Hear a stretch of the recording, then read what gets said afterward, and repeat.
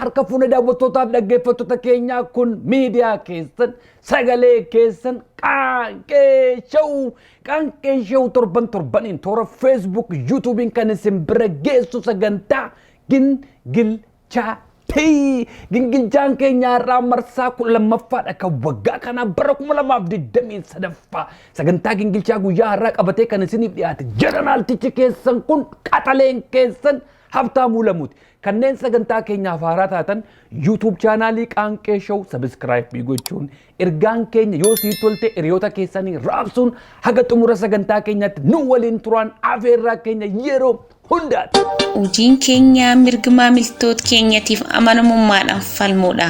Muuxannoo waggaa 20 ol qabna. Goobanaan Associate dhimmoota seeraa kan akka balaa xiyyaaraa, balaa konkolaataa, dhimma immigireeshinii, dhimma maatii, dhimma seeraa kamuu irratti tajaajilni kennina. Waajjirri keenya inni muummeen St. Paul Minnesota yommuu ta'u, waajjirri keenya inni dameen immoo Charlotte North Carolina. Goobanaan Associate furaa rakkin seeraa keessaniiti. Lakkoofsi bilbilaa 1888 Goobana 5 yookaan 1888 462 Websaayitiin keenya gobanalaw.com. Goobanaa and Associate sagantaa keenya gingilchaa marsaa 12ffaa torban kana waggaa kana sponsora gootaniif kabajaa fulfina guddaa isiniif qabna. Hawaasni keenya biyya Ameerikaa magaalaa feetan isteeta feetan keessa jiraattan dhimma seeraa yoo qabaattan gorsa seeraa yoo barbaaddan biyya Ameerikaa keessatti afaan keessan afaan Oromootiin tajaajila argattu. Balaa xiyyaaraa, balaa konkolaataa, dhimma maatii, dhimma immigireeshinii, dhimma yakkaa kamiifiyyuu Goobanaa and Associate lakkoofsi bilbilaa 1888 Goobanaa 5 yookiis 1888 462 3625 Goobanaa and Associate galata qabu.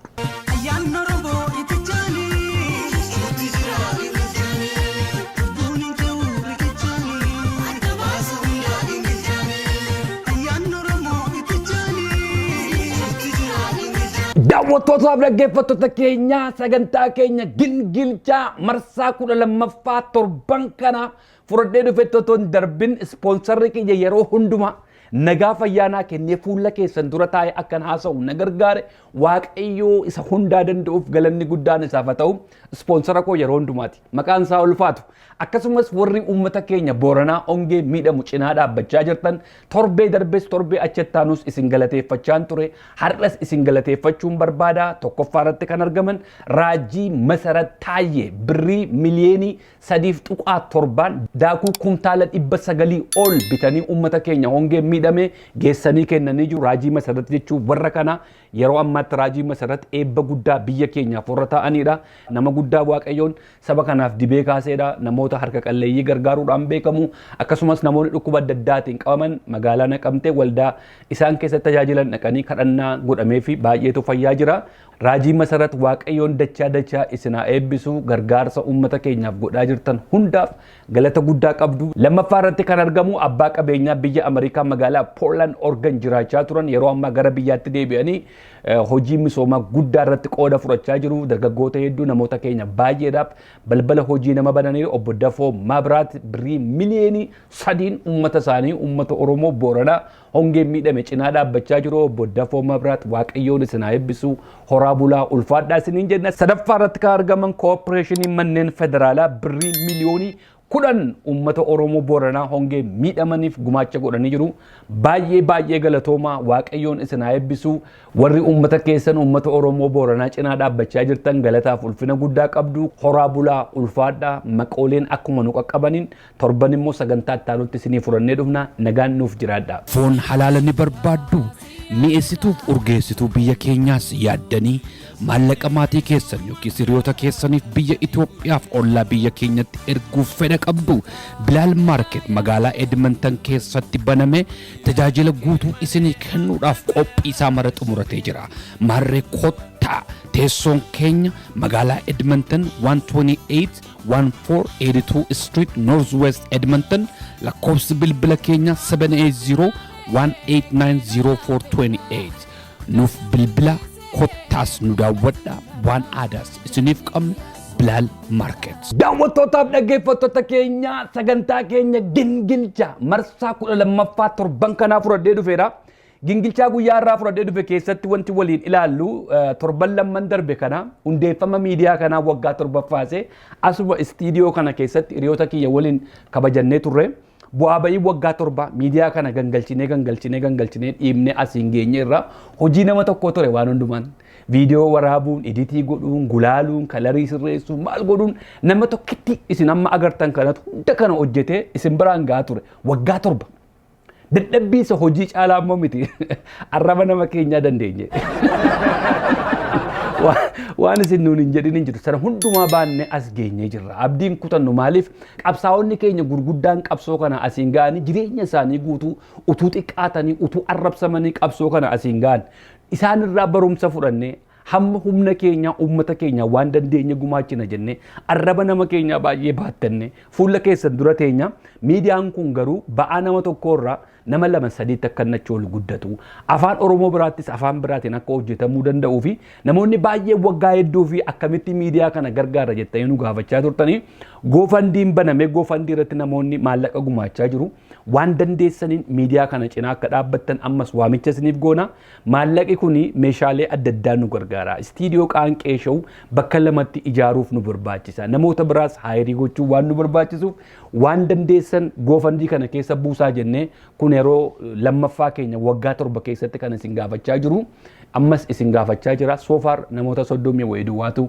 gumaacha kennaa jira torban darbees torban lamman darbee isaanin galateeffachaan ture har'as galateeffachuun barbaada tokko jiraataa magaalaa Edmonton kan ta'e ani goofandii irratti hin kennu jedhee qaamumaan waajjira keenya dhufe doolaarii 100 kan nu gumaachee obboleessa keenya dagaagaa galataa baay'ee galatoomi dagaagaan maallaqa duwwaa miti yeroo baay'ee gorsaan nama cinaa dhaabbatudha qabsaa gameessa adda bilisummaa Oromoo ijoollummaa isaatii kaasee qabsoo keessatti guddateera dagaagaan baay'ee galatoomi horii buli ulfaadhu ammas jiraataan magaalaa Edmonton kan ta'e hiriyaan kiyya naggaa tarfaa doolaarii 100 nu gumaachee jira naggaan baay'ee galatoomi horii buli ulfaadhu sadaffaa irratti kan gumaacha nu godhanii maqaan isaanii mul'atu maqaa isaa garuu waaqayyoon ni beeka doolaarii 50 miidiyaa kana cinaa dhaabbatee jira magaalaadhuma Edmonton keessa kan jiraatu maatii qabsaa'otaa keessaa obboleessa jaalle Abdii Raggaasaa milkeessaa Raggaasaa doolaarii 300 miidiyaa kana cinaa dhaabbatee jira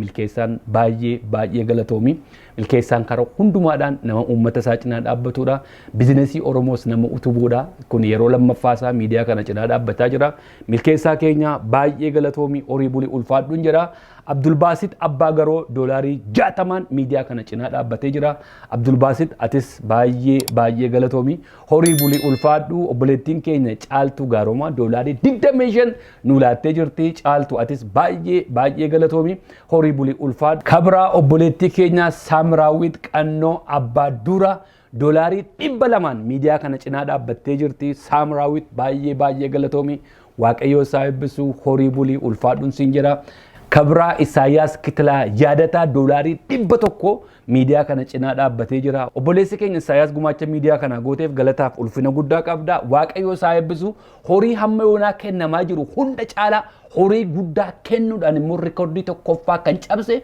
obboleessi keenya injiinar Taliilaa Guutamaa injiinar Taliilaa Qaxalee ilma Oromoo injiinar waaqayyo isaa eebbisu waan hin jedhu qabu horii bulii ulfaadhu doolaarii 1,500 miidiyaa kanaaf gumaachee jira waggaa lamman akka har'aa ture Mo'aa TV irratti injiinar Taliilaan gaafanni waa'ee Oromummaatiif daandii xiyyaara Itoophiyaa irraa dubbatu calaqqeen Oromummaa isa keessaa ba'u guyyaa sana qaama koo keessa nagale lola meeqatu irratti geggeeffamaa ture injiinar kan irratti miidiyaan biyya keessaa biyya alaa olola meeqa irratti oofaa turan miidiyaan keenya dubbataa eege nagadisiise gurbaan kun yeroo sanan gadi bee idda mormaa kaasee mormeef idda mormaa kaasee lola meeqa irratti geggeeffamaa ture hamma dandeettii kootii irraa dha'an ture waaqayyoo nagalatu sunis akkuma bokkaa irraa caame gaafanni hojiidhaaf jijjiiramee gara biyya alaa deemu namoota baay'eetu barreessaaf karaa nagaa dhaqii akkas ta'ii maaloo ta'ii baga guddattee maal jedhuun gaafa lolli irratti geggeeffame namoonni isa cinaa dhaabbatan muraasa nan taajjabe nama keenya yeroo baay'ee gaafa alagaan nama keenya guddaa keenya qaroo keenyatti bobbaatu teenyee ilaaluun sun namiidhana na dhukkubsa akka nama Oromoo tokkotti. Isa kanaaf hin gadi ba'ee iyya.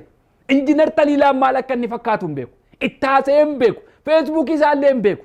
Gaaffii inni deebii inni godhe kana ilaaleen namni kun waanuma Oromoo ta'eef irratti bobba'u. Namni kun waanuma Oromoo ta'eef xiqqeessu. Wanti isa irratti hin dalagamin hin jiru. Waan baay'ee waan miidiyaan hin dubbatin waan baay'ee jira. Garuu hamma sana hundumaa fuuldura dhaabbatee har'a as ga'ee jira. Injiinar Taliilaanis nama qoosaa miti. Hamma dandeenyetti miidiyaan kun hamma danda'etti eessaa dhufe gosni isaa maali, bifi isaa maali, siyaasni isaa maali, amantiin isaa maali hin jennu nuti. Nama Oromoo tokko gaafa alagaan itti bobba'u fuuldura dhaabbanna. Dura dhaamnaaf laphee keenya dhiibnee dura laanna. Maaliif naaf miidhama gaa? Naaf xiqqaata gaa? Naaf salphata gaa? Nama naaf salphatu, nama naaf xiqqaatu yeroodhuma kamittiyyuu cinaan dhaabbaddan. Kanaaf har'a kunoo Injiinar Taliilaan jiraatee miidiyaa kana cinaa dhaabbatee doolaarii 1,500 nu gumaachee jira. Baay'ee galatoomi. Yeroo jalqabaatiif Kaalgaarii irraa immoo nama tokko argannee jirra. Kaalgaarii Eliyaas Dhaabaa Fayyoo Fayyisaa doolaarii 1,000 miidiyaa kana cinaa dhaabbatee jira. Fayyoo keenya baay'ee galatoomi. Horii bulii ulfaadhu eebbifamin jedha. Maqaan isaa akka dhaamu kan hin barbaanne kabraa garuu maqaa keessa Waaqayyoon hin beekaa doolaarii 100 nu gumaachanii jiru. Hedduu galatooma Waaqayyoon sinaa eebbisu horaa bulaa ulfaadhaa. Dr. Leencoo Abbaadiggaa biyyarraa natti fakkaata. Dr. Leencoo Abbaadiggaa doolaarii 50 miidiyaa kana cinaa dhaabbatanii jiru. Kabraa maqaan isaanii akka dhaamu kan hin barbaanne doolaarii 60 miidiyaa kanaaf gumaachanii jiru. Maqaa keessan garuu Waaqayyoon hin beekaa. Waaqayyoon sinaa eebbisu horaa bulaa ulfaadhaa. Obboleettiin keenya Ayyaantuu Daaqaa doolaarii 50 miidiyaa kana cinaa dhaabbattee jirti. Ayyoo keenya Waaqayyoo isaa eebbisu horii bulii ulfaadhu Ayyaantuu Daaqaa. Maqaan isaanii akka dhaamu kan hin barbaanne kabiraas doolaarii 150 nu gumaachanii jiru. Horaa bulaa ulfaadhaa galatoomaan jedha. Maqaa keessan Waaqayyoon ni beeka. Jiraataan magaalaa Fort McMurray Indaashaw Bultii doolaarii 100 nu gumaachee jira. Fort McMurray irraa nama tokko arganne yeroo jalqabaatiif doolaarii 100 miidiyaa kana cinaa dhaabbatee jira. Anaaf immoo soddaadha. Intalas naa kennanii jiru.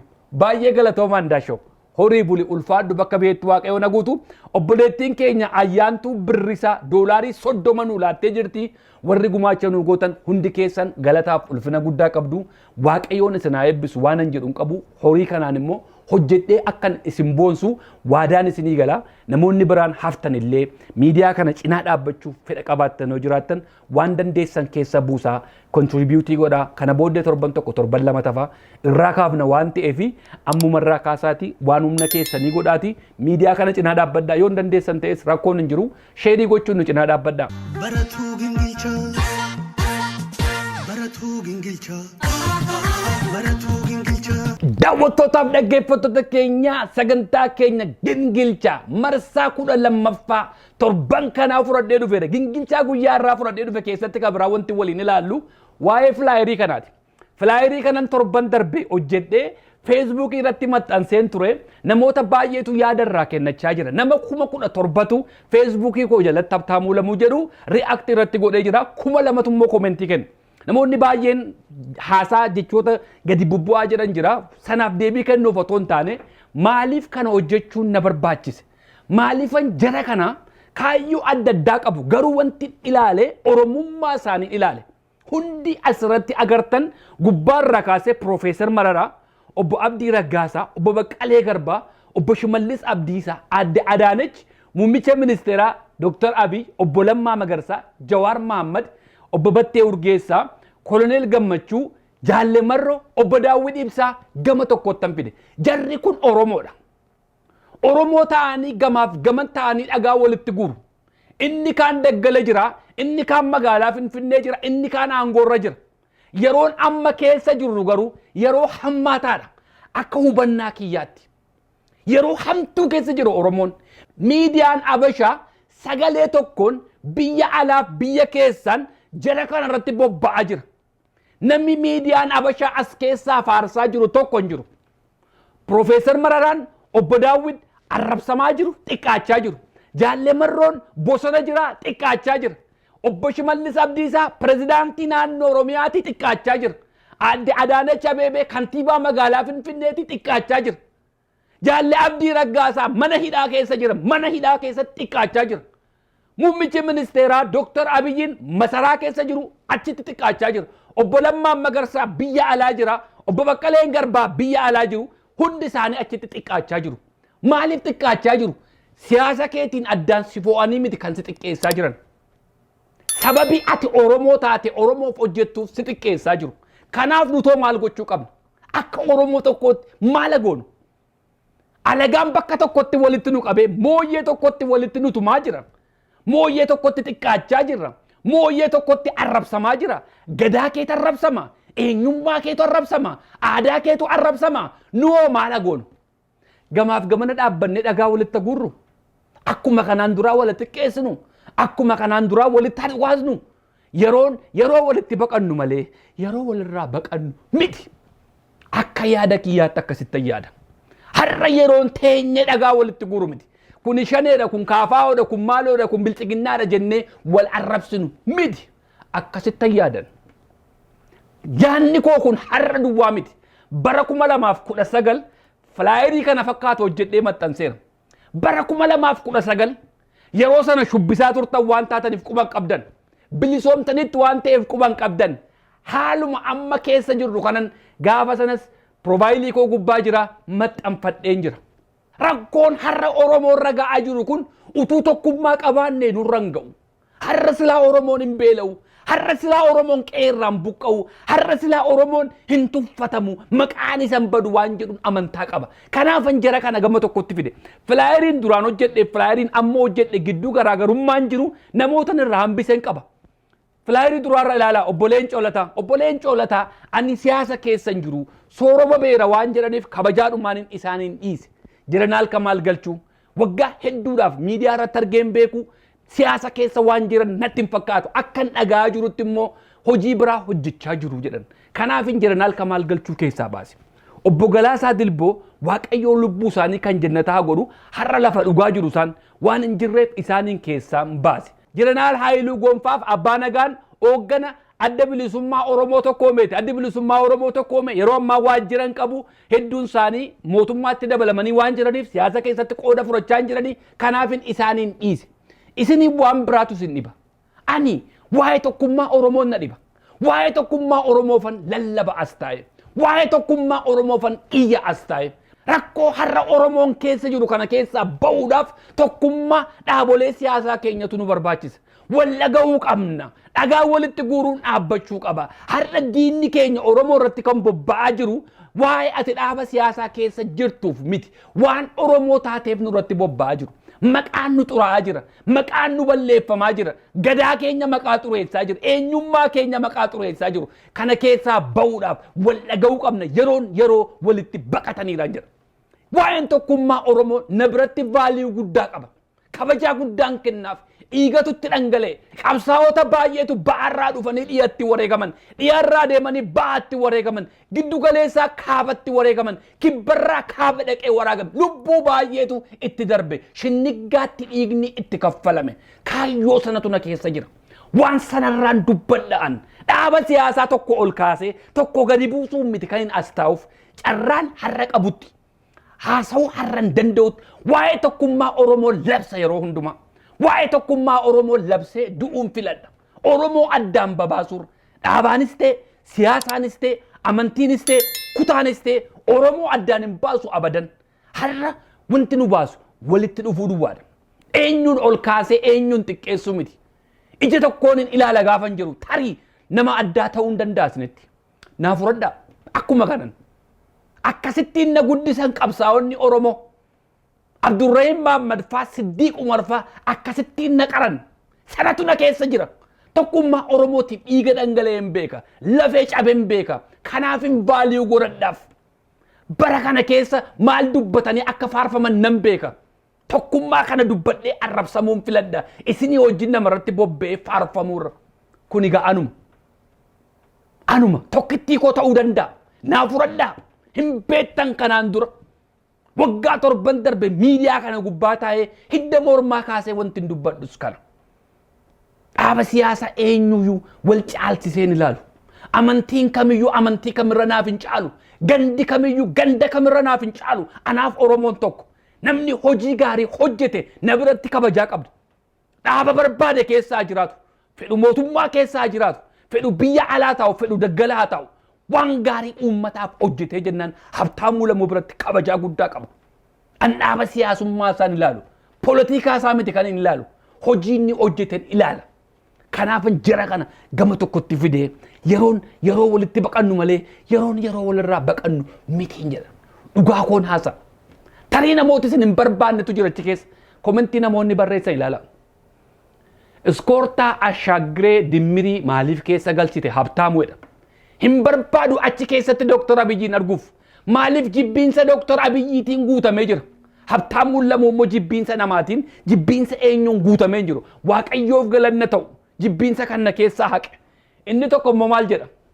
maaliif Jaalle Morroon keessa galaa'edha inni tokko immoo maaliif Jawaar keessa galaa'edha tokko immoo maaliif Obbo Daawwidiin Gachisaa'edha tokko immoo maaliif Profeesar Mararaa'edha utuu akkas goonuu wal fafacaafnee amna kana hundumaa keessaa jibbiinsa namoota dhuunfaa keessaa baane yoo akka Oromootti walitti dhufnee waliin dubbanne duwwaa ce'uu dandeenya kaleessa rakkoo ture kaleessa waa balleessaniiru ta'uu danda'a rakkoosa kaleessaa dhiibnee isa gara fuula duraatti deemna haasaa pirezidaantii naannoo Oromiyaa duraanii Obbo Lammaa Magarsaa waliin dhaggeeffanna yakka walirratti rakkaa'uudhaan cubbuu walirratti lakkaa'uudhaan xurii walirratti lakkaa'uudhaan karaa fagoo deemuu hin dandeenye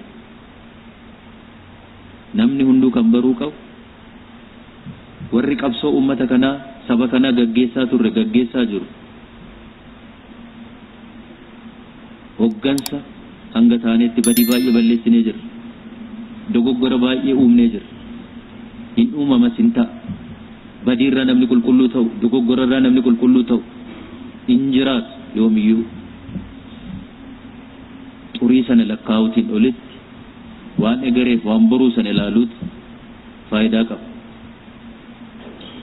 namni duuba deebi'ee waa hundaan kaleessa ilaaluu duwwaadhaan waan boruu arguu hin danda'u waan ta'eef baay'ee galatoomaa kabajamoo Obbo Lammaa Magarsaa haasaan Obbo Lammaa Magarsaa yoomiyyuu haasaa quufamu miti xurii walitti lakkaa'uudhaan cubbuu walitti lakkaa'uudhaan yakka walitti lakkaa'uudhaan gara fuula duraatti deemuu hin dandeenyu warri har'a biyyaan deemaa jiru ummata kanaan deemaa jiru warri kaleessattiin deemaa tures badii balleessaniiru badii isaanii kana duwwaa lakkaa'uudhaan gara fuula duraa ilaaluu hin dandeenyu kanaaf har'a haala keessa jiru kanarra dhaabbanne walitti baqachuu yoo nu barbaachise walitti baqanne isa kaleessaa sanaaf guyyaa itti laanne har'a waliin socho'uu qabna har'a waliin deemuu qabna namni cubbuurraa bilisa ta'e tokko hin jiru namni badiirraa bilisa ta'e tokko hin jiru silaa har'a mootummaan qabsaa'ota bilisummaa Oromoo mana hidhaa keessatti raarfamaa jiran yeroon itti mana hidhaa keessaa gallakkisu amma Jaalle Abdii Raggaasaaf umurii kanaan mana hidhaa keessatti rakkachaa jiru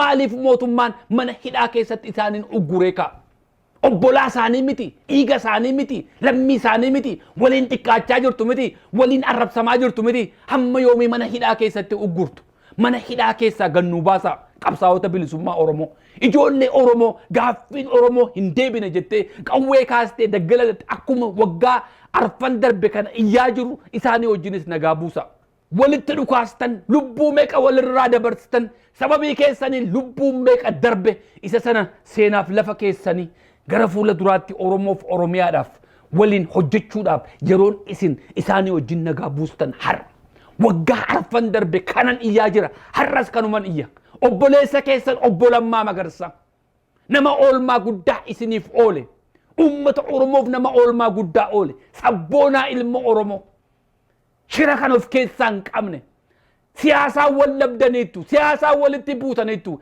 siyaasaan obbolaan lamayyuu walitti bu'a sana hundaarra dabartanii har'a yerootti dhiifama walii gootanidha har'a yerootti walitti dhuftanidha har'a yeroo itti waliin taatanii Oromoof Oromiyaaf dhaabbattanidha har'a isin warra lubbuun jirtan mini qabsaa'ota keessan boolla keessatti illee kabajaa isin laattanii fi siidaa dhaabdaniif illee arrabsamaa jirtu dhaggeeffadhaa አዲስ አበባ ላይ የጃራ አባገዳን ሐውልት ተክልልሃል አምጥቶ እኔን ምንድነው ጃራን ያከበረበት ምክንያት ሐረርን ቁም ስቅሏን ሲያሳያት የነበረው ህፃናት እንኳን ከአማራ ተጋብተዋል ተዋልደዋል እያለ ሲሸረክት የነበረ ስለነበረ ማለት እሱ ነው ጀግና ለነሱ።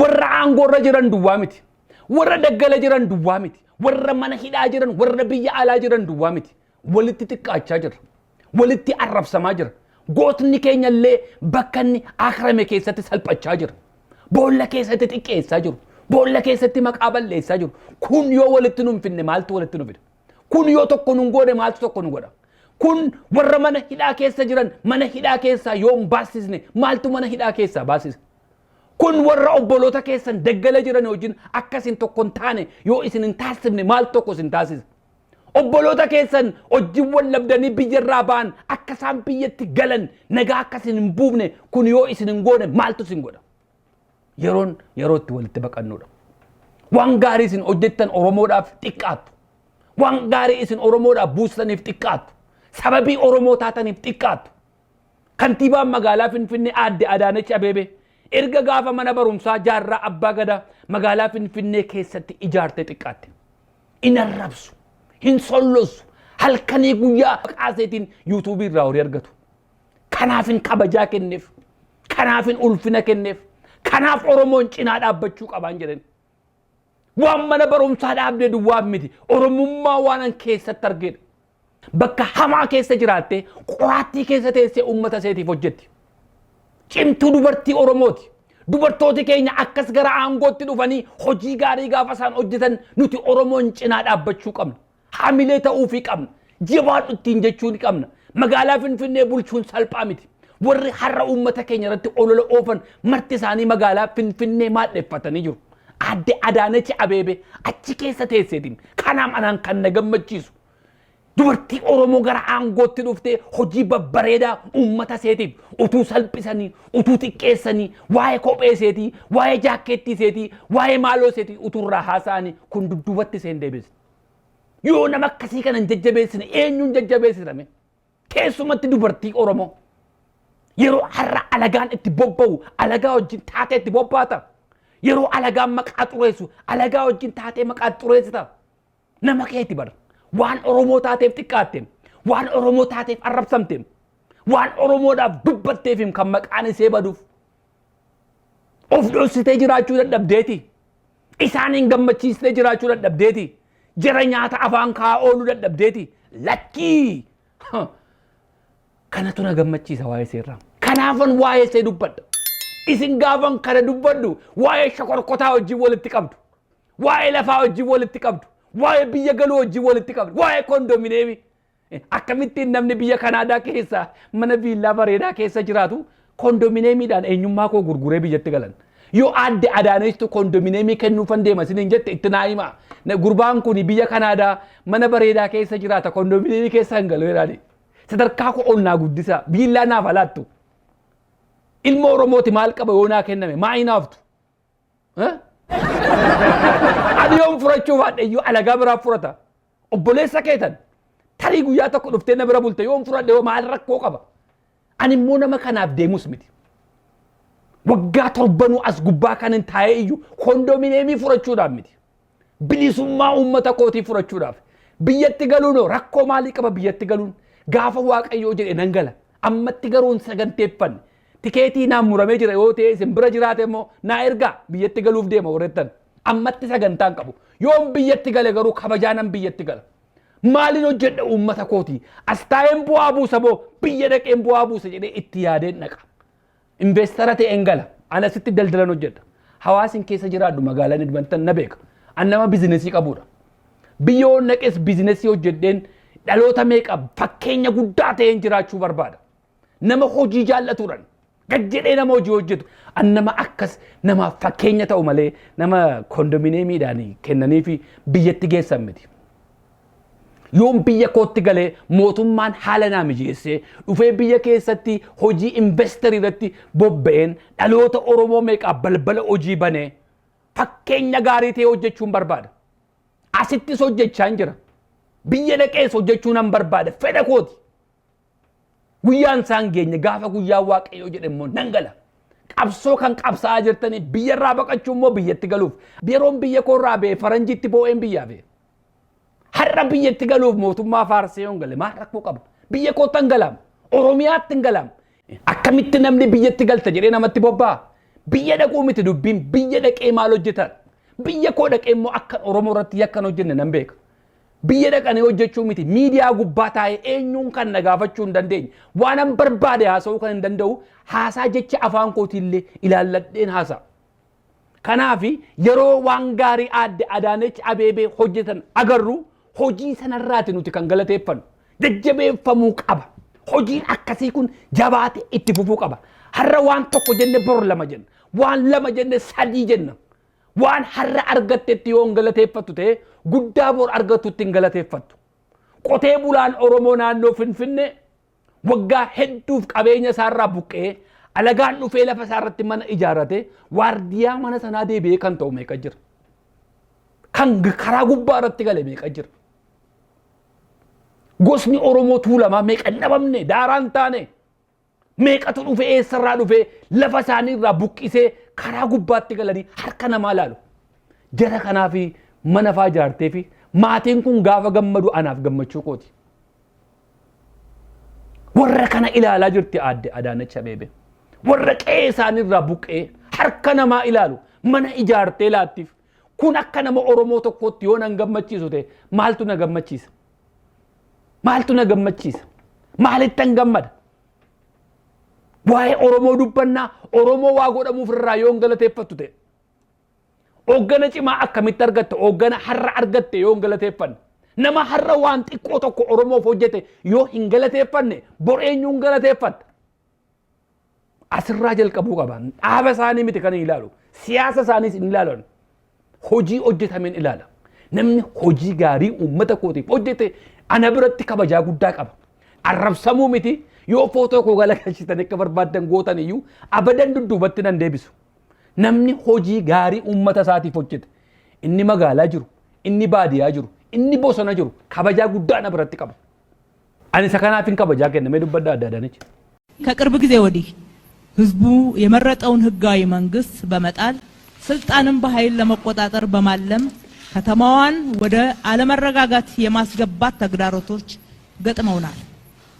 በተለይም ከአንዳንድ ክልሎች ወደ አዲስ አበባ የሚደረገው ከፍተኛ ፍልሰት የጽንፈኝነት የጥላቻ ህዝብን ከህዝብ ለማጋጨት የሚደረጉ እንቅስቃሴዎች ሰላምን ከማወክ ባለፈ በዘላቂነት በአብሮነት የኖረውን ህዝብ እርስ በርስ እንዲጠራጠር እንዲለያይ ብሎም ከዚህ ያለፈ ግጭት ውስጥ እንዲገባ ብዙ እንቅስቃሴዎች ሲደረጉ እናስተውላለን። አድደ አዳነች አቤቤ ባየ ገለቶማ ቶርባን ደርቤ ቱሬ መነ መሬ መጋላ ፊንፊኔ ረቲ ጀቸ ከና ሃሶፍቴ አድደ አዳነች ሎለሜ ቀቱ ረቲ ቦቤ አሲ አቺን ብያ አላ አንጎ ገለኪሱ ቀብዲ ማሎ ጎቹ ቀብዲ አኩመ በረ ኦቦ ለማ ረቲ ቦባ አትረኒ አኩመ በረ ኦቦ ሽመልስ ረቲ በከሳኑ ጨብሰንቲ ጨብሰነ ጋፎ ኦቦ ሽመልስ ጅሩ አኩመ ከና አድደ አዳነች ረቲ ሰገሌ ተኮ ቦባን አድደ አዳነች ናኖ አማራራ ናኖ ኦሮሚያራ ናኖ ትግራይራ ጀነ ከአንዳንድ ክልሎች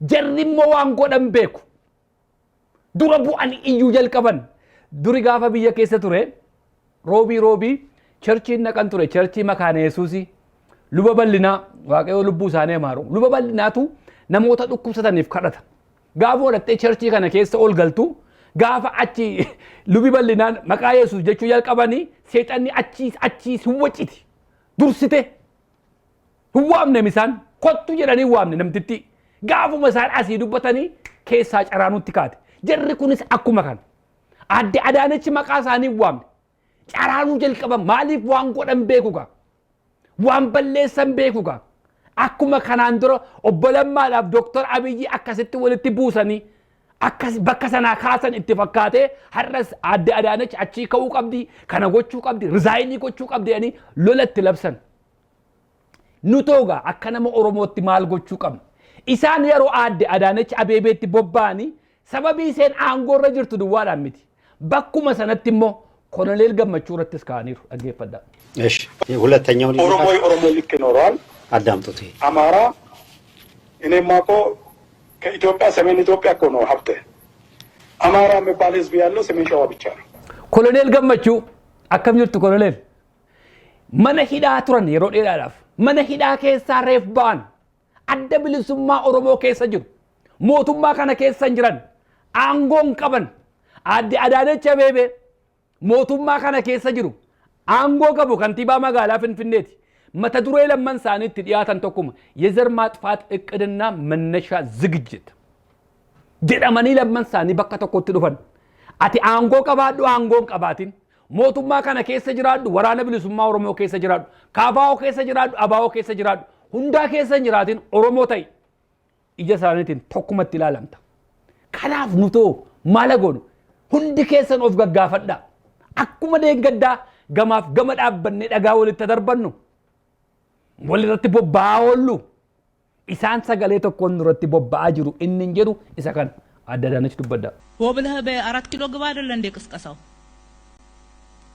ብዙ ነገሮችን ማስታወስ ይቻላል እየረሳን አይመስለኝም jarri kun aangoo qabachuutiif gara Finfinneetti yaa'aa jiru magaalaa Finfinneetti yaa'aa jiru Finfinnee maaddeeffachaa jiru leestroo ta'anii baajaajii shufeerii ta'anii bataskaana keessan maal keessan Finfinnee maaddeeffatanii jiru yoo gara aangootti dhufanoo carraan kee maal ta'a carraan Oromoo maal ta'uuf deema kanas of gaggaafadha obbo Shimee abbaa cabsaamee dubbadda amma waa'ee araaraa ni dubbanna kaaninaa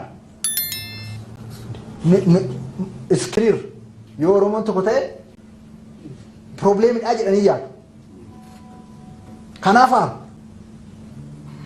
kan walajjeesse kan wal miidhe nuyi walitti araaramnu rakkoo keenya hiikkannu an jedhne nuyi maaliif haarusaan gaaffii gaarii abbaa cabsaa maaltu isaaniin aarse maaliif Oromoon nagaa buusuun isaaniin aarse maaliif Oromoon walitti araaramuun isaaniin aarse maaliif Oromoon nagaa buusuun isaaniin aarse Oromoo dadhabaa keessaa waa argatu Oromoo walajjeessu keessaa waa argatu Oromoo walitti dhukaasu keessaa waa argatu furtuun kun hundumtuun immoo harka keessan jira obbo Shime harka keessan jira harka mootummaa kanaa jira qabsaa'ota keenya mana hidhaa jiran qeerroof qarree keenya mana hidhaa jiran hidhaa keessaa baasuun furaansa harka keessan jira obboloota keenya daggala jiran wajjin nagaa buusuun furaansa harka keessan jira obboleessa keessan hoggana keessan durii nama rakkoo meeqa keessaa isin baase Lammaa Magarsaa wajjin nagaa buusuun furaansaa isin harka jira yerootti wal facaasnu miti yerootti waliin hiinu miti obboloota keessanii wajjin nagaa buusaa Oromoon akka inni dadhabu kan godhus isin Oromoon akka inni cimus kan godhu isin warra mana hidhaa keessa jiran hidhaa keessaa nuu baasaa warra daggala jiranii wajjin nagaa nuu buusaa hingaa walitti dhukaasne wal nyaanne wal arrabsine wal xiqqeessine hingaa alagaanis sana barbaada akka Oromoo gidduutti nagaan bu'uun barbaadan Oromoo nagaan barbaadan Oromoo wal nyaatu barbaadu Oromoo walitti dhukaasu barbaadu furaan kun hundumtuun harka keessan jira obbo Shime giluun ummata keenya hapheen ummata keenya walitti fagoo deemsisuu danda'u tokkummaa akka ta'e hin beeku jechuudha kanaafuu manni keenya tokkummaan akka cimu araarri akka bu'u garaagarummaa siyaasaa ta'ee jiraatu namni qawwee qabatee wal dha'uun irra hin jiraatu qawwee bira wanti nu geessu tokko iyyuu hin jiru qawwee bira wanti nu geessu dhufe hundi keenya iyyuu wal tokko taanee qawwee qabannee kaan rakkoon hin jiru qawwee dhaasitti wanti nummaa amma nu harka jirutti leetaas du'it isaafoo tokkummaa keenya jabeessinu garaagarummaa jiru aheeku baay'ee galatoomaa pirezidaantii Shimallis hojiitti nuu hiikaa kan isin harka jira waan hundumtuun nagaa buusu tokkummaan uummata kanaa akka inni cimu hingaa haati Oromoo boo'uun hingaa qe'een Oromoo burjaaja'uun hingaa wal arrabsine wal xiqqeessine walitti duulle maqaa wal xureessine waggoottallee kan darbe kana wal nyaanne hingaa nurraa raawwatu amma sagalee tokkoon taane ummata keenya biyya keenyaaf adeema. Hojiin keenya mirga maamiltoota keenyatiif amanamummaadhaan falmuudha. Muuxannoo waggaa 20 ol qabna. Gobanaan Dasosheet dhimmoota seeraa kan akka balaa xiyyaaraa, balaa konkolaataa, dhimma immigireeshinii, dhimma maatii, dhimma seeraa kamuu irratti tajaajilni kennina. Waajjirri keenya inni muummeen St. Paul Minnesota yommuu ta'u, waajjirri keenya inni dameen immoo Charlotte North Carolina. Gobanaan Dasosheet furaa rakkin seeraa keessaniiti. Lakkoofsi bilbilaa 1888 gobana 5 yookaan 1888 462 3625 weebsaayitiin keenya gobanalaw.com. daawwattootaaf dhaggeeffattoota keenyaa sagantaa gingilchaa guyyaa irraa fudhadhee isiniif dhufe asuma irratti goolabeen jira torban ergaa biraan amma wal deebitu nagaan nuuf jiraadha.